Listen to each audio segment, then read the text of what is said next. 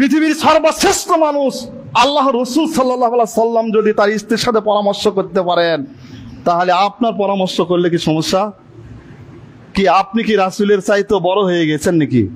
তাহলে আপনার পরামর্শ করলে সমস্যা কিসের? আল্লাহ রসুল কোনো পরামর্শ তার স্ত্রীর সাথে করতেন, আপনার সমস্যা কিসের? আরে আল্লাহ রসুল এমন গুরুত্বপূর্ণ পরামর্শ আল্লাহ রসুল তার স্ত্রীর সাথে করেছেন, আপনি কি হয়েছেন? আপনি কেন পরামর্শ করতে পারেন না? আপনি কেন নিজেকে খুব বীর বাহাদুর মনে করেন, আর অন্যরা কাপুরুষ বলে আর আর এই স্ত্রীকে অ্যাভয়েড করে আপনি চলেন? পরামর্শ কেন করেন না? এই স্ত্রীর সাথে সলা পরামর্শ না হওয়ার কারণে আজকে আমাদের সংসারগুলোতে, পরিবারের মধ্যে সবচেয়ে বেশি কলহ বিরাজ করছে। মনোমালিন্য, দুইজনের মনে মতের মিল নেই, স্ত্রীর ধার ধারে না স্বামী, এই জন্য স্বামীও স্বামীর ধার স্ত্রী ধারে না, স্ত্রীও এই জন্য স্বামীর ধার ধারে না।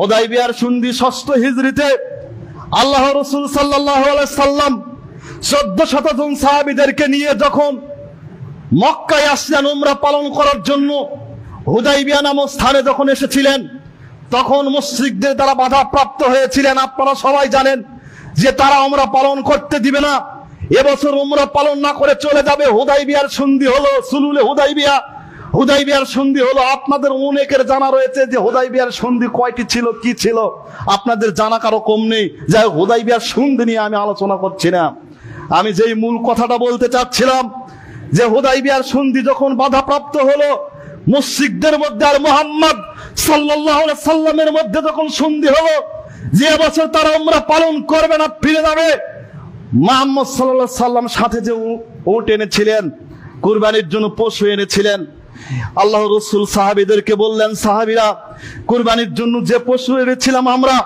আমাদের তো উমরা পালন করা হলো না, আমরা সন্ধি করেছি, অতএব তোমরা ওই পশুটা কুরবানি করে দাও, আর তোমরা নাপিদের কাছে মাথাটা মুন্ডন করো, অর্থাৎ ডানা করো, বেশ হয়ে যাবে, তারপর আমরা ফিরে চলে যাব। সাহাবীদেরকে বলছেন, সে একজন সাহাবী আল্লাহ রসুলের সেই দিন কথা শুনছেন না, এমনকি ওমর রাদিয়াল্লাহু আনহু কথা শুনছেন না। কেন শুনছেন না? আল্লাহ রসুলের কি অবাধ্য ছিলেন সাহাবীরা?